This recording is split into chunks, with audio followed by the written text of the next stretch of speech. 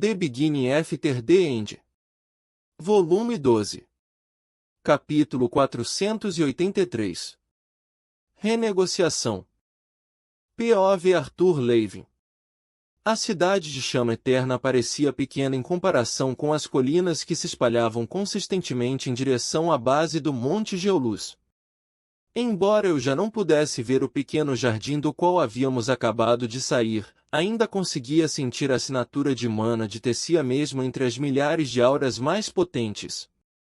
Tome cuidado, Arthur, repetiu Sylvie enquanto eu acelerava, voando ao lado de Kezes. O próprio Kezes não falou nada. Eu já havia experimentado seu tratamento silencioso antes e já tinha mostrado a ele que não ficaria simplesmente sentado esperando sua atenção como um de seus servos. Ele podia optar por manter Vinson esperando por horas ou até dias se o outro Azura o irritasse, mas eu não era um de seus servos, um membro de seu clã ou sequer um Azura. Eu não lhe devia nenhuma lealdade. Com o gambito do rei parcialmente ativado, eu conseguia pensar melhor nos possíveis resultados da nossa conversa. Não podia ver o futuro, mas podia ler os pequenos movimentos de seu corpo, os tiques de seu rosto e sua assinatura de mana, e puxar da memória tudo o que sabia sobre Kezes, tanto de nossas interações anteriores quanto do que aprendi na Pedra-Chave, tudo ao mesmo tempo e com mais rapidez do que normalmente seria capaz. E, no entanto, esse aprimoramento mágico das minhas habilidades cognitivas também serviu para enfatizar o quão perigosa minha situação era agora. Minha família, Tessia e Sylvie estavam sob o poder de Kezes, e era muito de seu feitio usá-los contra mim. Eu havia entregado seu maior inimigo e ameaça em uma bandeja de prata, ele não precisou levantar um dedo, apenas vir buscar o corpo inconsciente de Agrona. O maior perigo agora, porém, era o que eu sabia.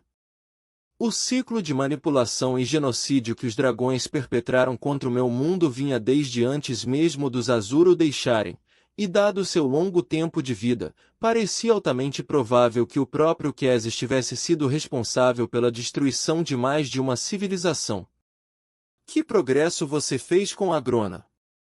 Perguntei para quebrar seu silêncio de pedra.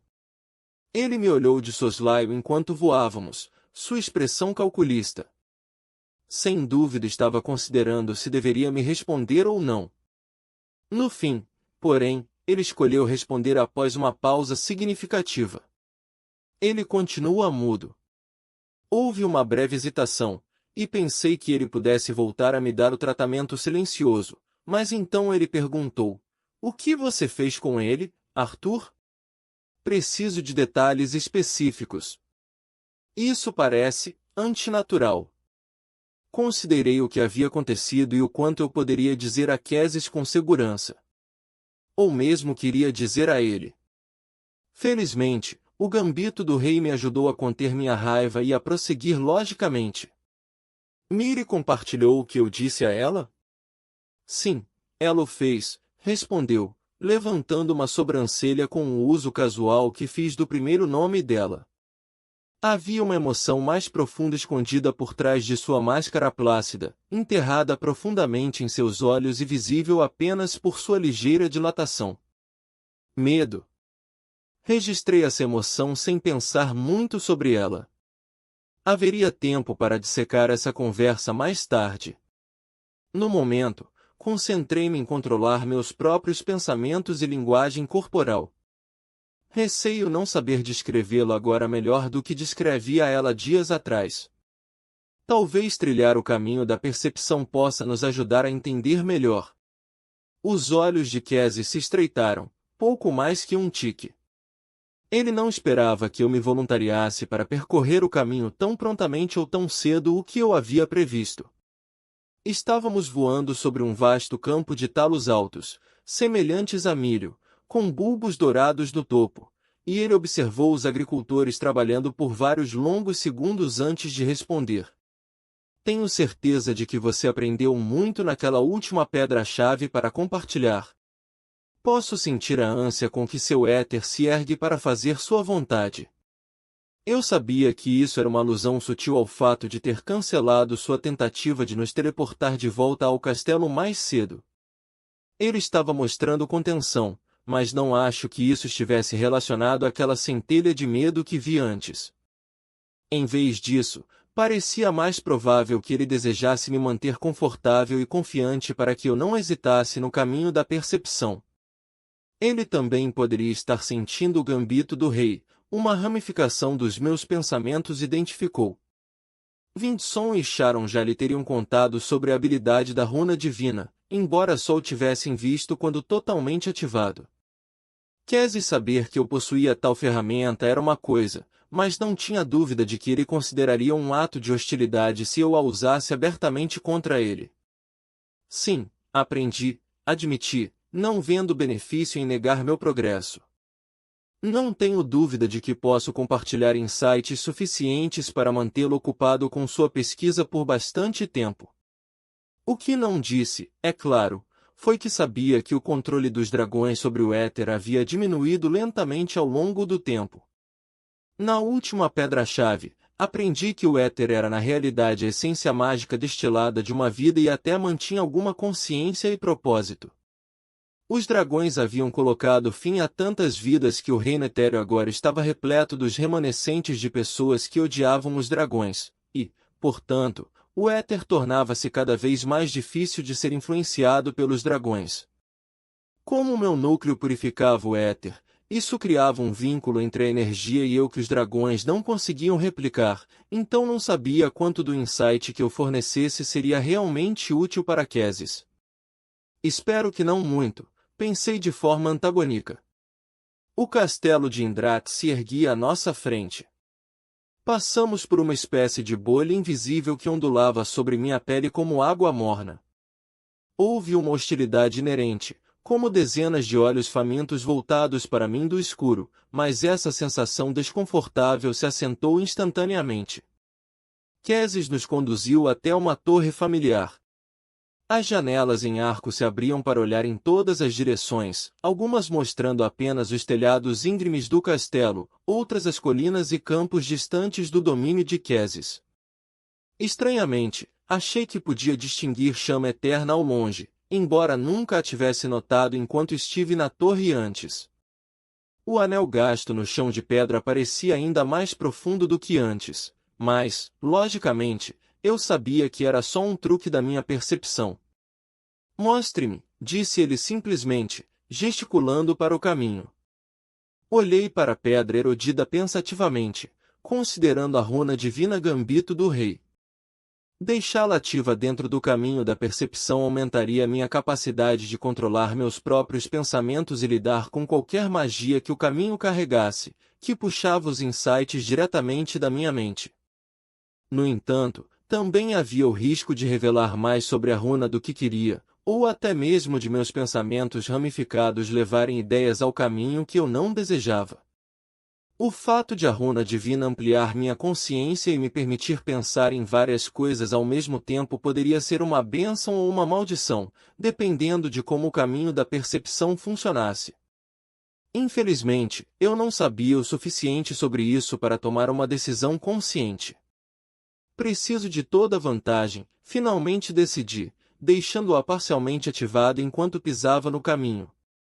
Meus pés se moveram por conta própria, e os ramos da minha mente se prenderam firmemente como uma armadilha de aço em torno das memórias do meu tempo na quarta pedra-chave. Primeiro, caminhei pela pedra-chave em si, um fio de pensamento focando em sua mecânica e outro repetindo as memórias de quando eu os desenrolei. Não havia nenhuma versão desses eventos que pudesse tecer sem revelar o aspecto do destino, então mergulhei nessas memórias, nas conversas que tivemos. Concentrei-me atentamente na insistência do destino de que o reino etéreo era antinatural e precisava ser rompido. Com esses fios, contei-lhe cuidadosamente uma história que contornava o que o destino havia revelado sobre os dragões e não revelava meu acordo com o destino. Entretanto, quanto mais tentava conter, contornar ou ofuscar, mais senti uma força externa atraindo meus pensamentos, puxando-os em direções diferentes. De repente, estava pensando sobre as pedras-chave e os desafios que haviam sido necessários para reivindicá-las. Cortei esse fio, mas outro estava considerando a complexa chave necessária apenas para entrar na quarta pedra. Rapidamente podei esse pensamento também, concentrando-me na confusão do destino sobre o cristal de memória que eu carregava em minha runa de armazenamento dimensional, o que resultou em minha rápida descoberta de sua tentativa de enganar. Esse pensamento se transformou em minhas memórias do próprio destino, que se espalharam por todos os ramos da minha consciência aprimorada pelo gambito do rei, e por um momento lutei para controlar tantos pensamentos de uma vez. Apoiando-me nessa força, segui o destino até o fim, revivendo os momentos após ser liberado da pedra-chave.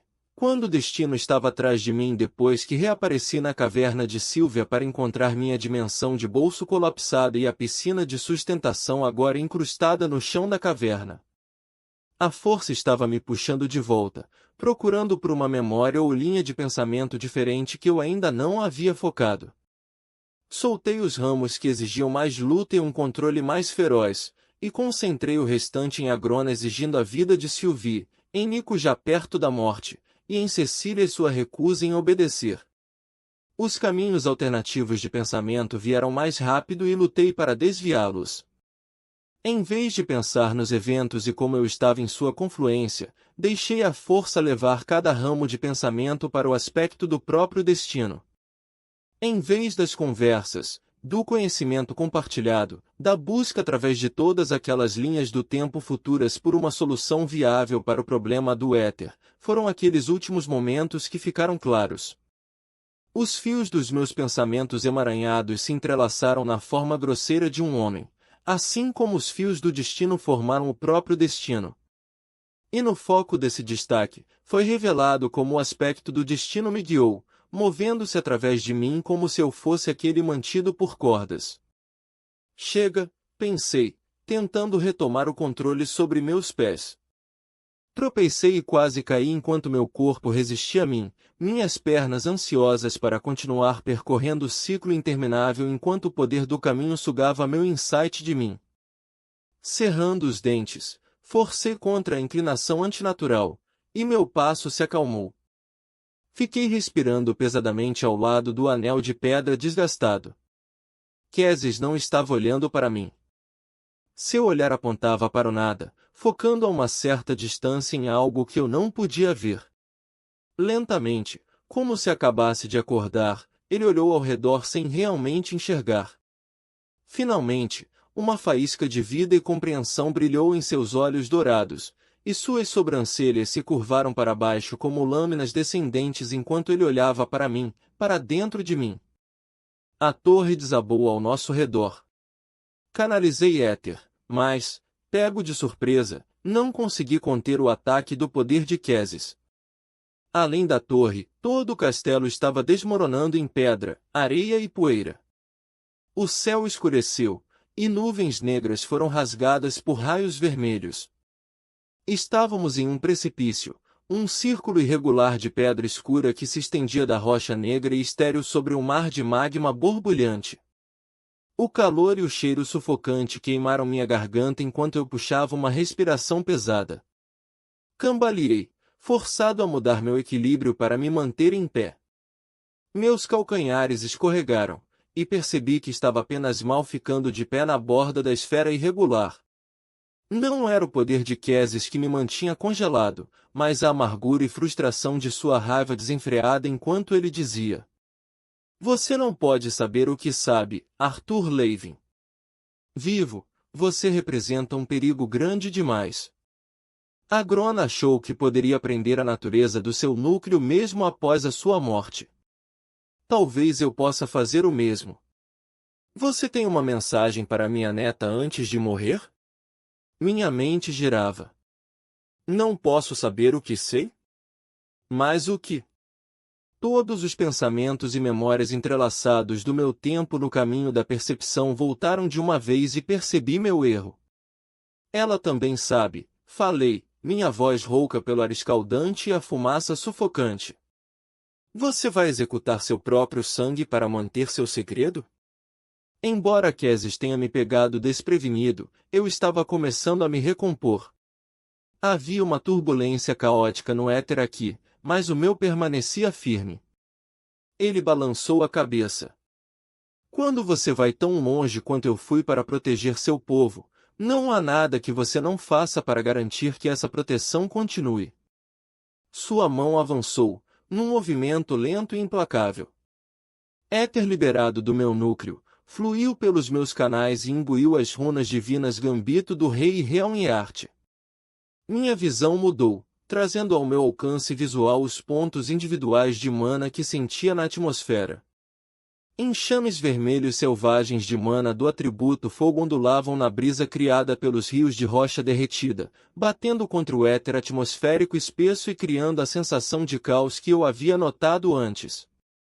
Uma parede de pura mana bateu em mim. Uma luz radiante de ametista brilhou pela plataforma áspera em resposta.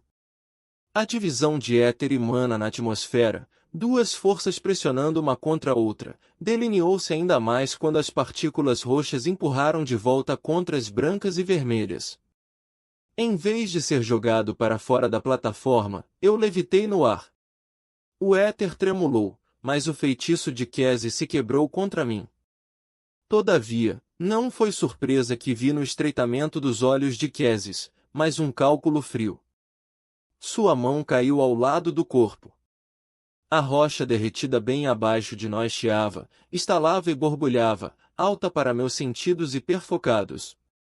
Eu não pretendia que você descobrisse o que aprendi ainda, falei, minha voz amarga. Calculei mal minha capacidade de resistir aos efeitos do caminho da percepção enquanto controlava meus próprios pensamentos entrelaçados e sobrepostos. Ainda assim, talvez seja melhor que não haja mentiras entre nós. O aspecto do destino me mostrou que os dragões fizeram a este mundo, mas você mesmo conhece apenas metade da história. Seus olhos escureceram para um roxo tempestuoso. Embora ele estivesse casual por fora, cada músculo estava tensionado para entrar em ação e carregado de mana. Eu podia ver como ela se enrolava no dragão dentro dele, pronta para saltar e transformar sua carne. Nenhum dos que aprenderam o que você sabe e ameaçaram usá-lo contra mim permaneceu. Nenhum, exceto Mordan, que seus pensamentos traíram. Vi sua jornada até a pedra-chave e o papel dele nisso. Todos esses séculos, e não apenas ele sobreviveu, mas continua a trabalhar contra mim. Senti o gosto de Billy na parte de trás da minha garganta enquanto ele falava. Pior do que revelar o que sabia sobre as ações dos dragões, entregar Mordan e seu povo foi um resultado muito infeliz do meu tempo no caminho. Eu teria que lidar com a ameaça entre Mordan e Keses mais tarde, então deixei isso bem no fundo da minha mente. Uma vez, comecei, seus ancestrais eram tão potentes nas artes etéreas que formaram um mundo inteiramente novo, uma dimensão dentro de uma dimensão, para abrigar seu povo, longe de um mundo que não podia sustentá-los. Agora, no entanto, você mal consegue sobreviver implorando ao éter para moldar seus desejos. Estou curioso, Keses. Você ao menos sabe o que mudou? Um brilho em seus olhos. Um aperto de sua boca. A mudança mais sutil de seus pés e o embranquecimento de seus nós dos dedos. Palavras que ele desejava dizer estavam presas atrás de dentes cerrados, e sua língua correu ao longo deles para empurrar as palavras para baixo. À medida que manter um certo equilíbrio se tornou essencial, também foi necessário reduzir a magia etérea dos dragões, continuei. Desci lentamente de volta para a plataforma. A pedra estava quente sob as solas de couro das minhas botas. Você sabe que não pode desfazer o que foi feito simplesmente arrancando meu núcleo, assumindo que você seja capaz de fazê-lo. Meu núcleo sozinho não lhe daria meus insights, não apenas sobre as artes etéreas, mas também minha capacidade de atrair e purificar o éter. Para ligá-lo a mim. Nem minha capacidade de navegar livremente pelas relictons, onde repousa toda uma civilização de insights. Eu reivindiquei e usei as pedras-chave dos Djinns, e conheci o próprio destino. Só eu tenho o que você precisa, e somente enquanto eu viver e permanecer cooperativo você pode ter acesso a isso. É por isso que esse pequeno estratagema nunca teve como objetivo me matar. Os olhos de Kézis permaneceram sobre a coroa brilhante que eu podia ver refletida neles. O que te faz pensar que não estou disposto a fazer esse sacrifício? O fogo voraz queimando em seu peito. Kézis balançou levemente a cabeça. Você realmente é incomensuravelmente arrogante, criança. Outro fio do meu pensamento consciente prendeu-se a um detalhe. Embora Kézis tivesse sido muito cauteloso para não deixar suas emoções transparecerem, não havia nada que eu tivesse lido dele que achasse incomum, exceto talvez uma coisa.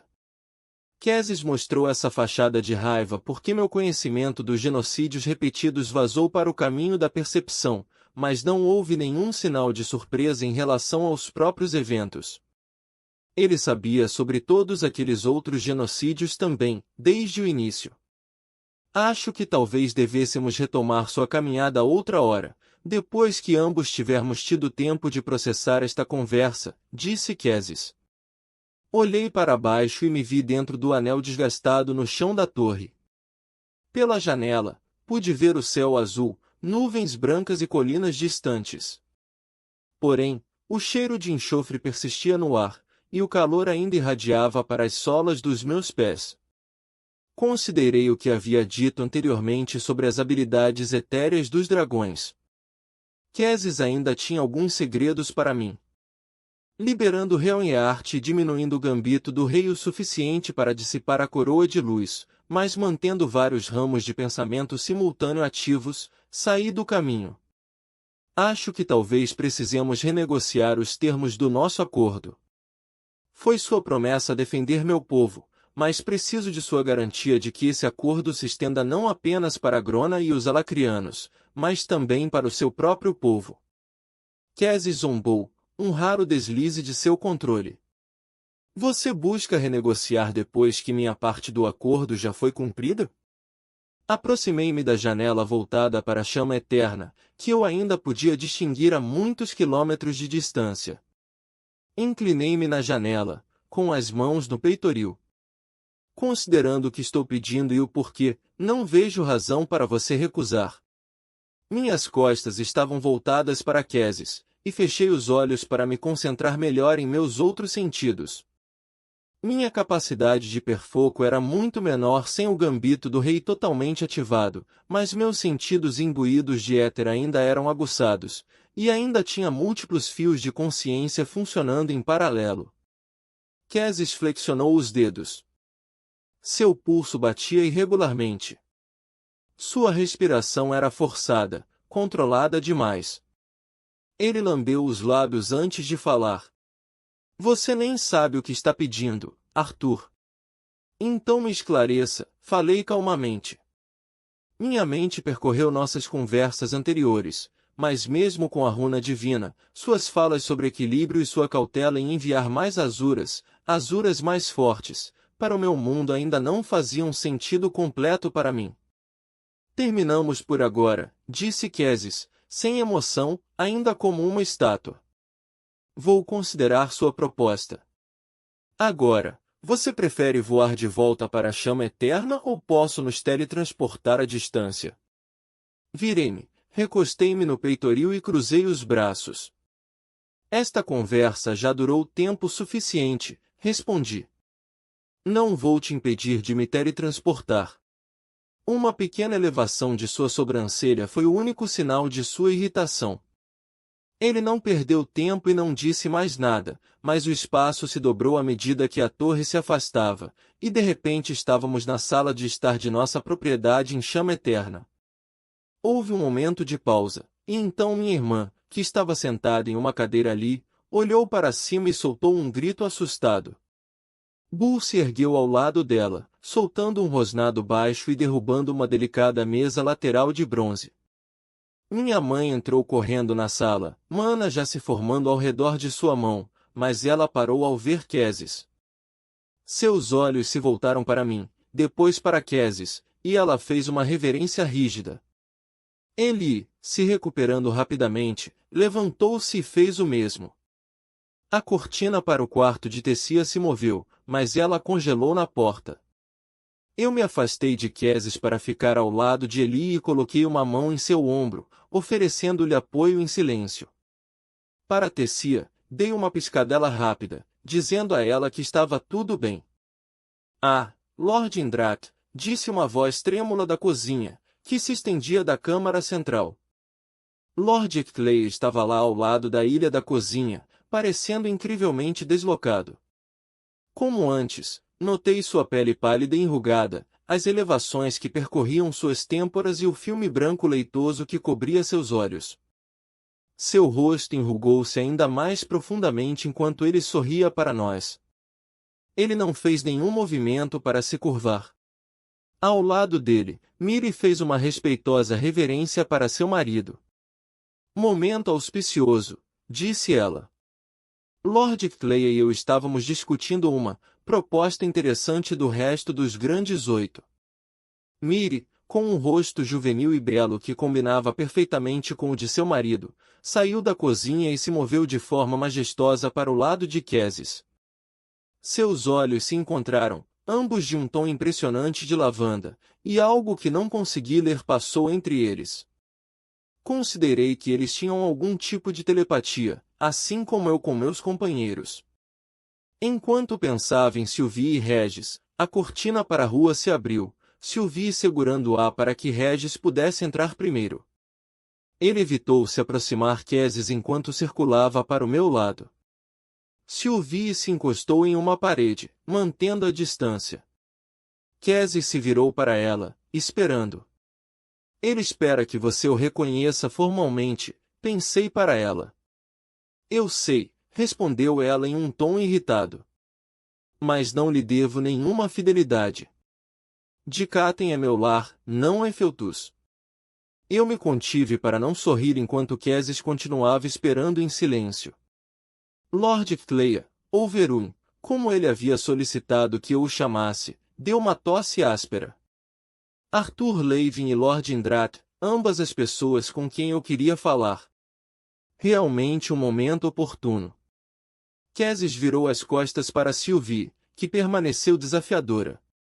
Talvez isso seja algo que deva ser discutido em ambientes mais oficiais, Lord Cleia, disse ele. Porque os outros estiveram discutindo, e chegamos à decisão de que nós, Verui se inclinou contra o balcão que separava a sala de estar e a cozinha, sorrindo em sua maneira hesitante que eu sabia ser uma projeção. Gostaríamos de formalizar nossa crença de que Arthur Levin representa não apenas os interesses humanos em Feltus, mas que ele mesmo evoluiu, e agora é o primeiro membro de um novo ramo da família Azura. Os olhos de Verui brilharam enquanto ele olhava para cada membro do grupo agora na sala. O único som era um suspiro abafado e o sussurro da cortina do quarto de Tessia voltando ao lugar enquanto ela saía de vista. Gostaríamos de peticionar oficialmente para que essa nova raça Azura seja reconhecida e que o clã Levin se torne seu clã fundador. Um sorriso feliz tremeu em seus lábios enrugados. Claro, uma nova raça exigiria um novo senhor ou senhora a ser nomeado, e um novo assento a ser adicionado aos grandes 8. Ou 9, suponho. O velho Azura riu.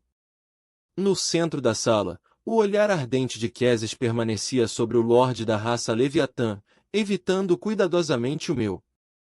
Ao seu lado, porém, Miri estava me observando com uma expressão feroz e terrível. Vamos ser realeza? Regis e Eli disseram ao mesmo tempo, Regis bem alto e Eli em voz baixa. Duvido que seja tão simples assim, respondeu Sylvie.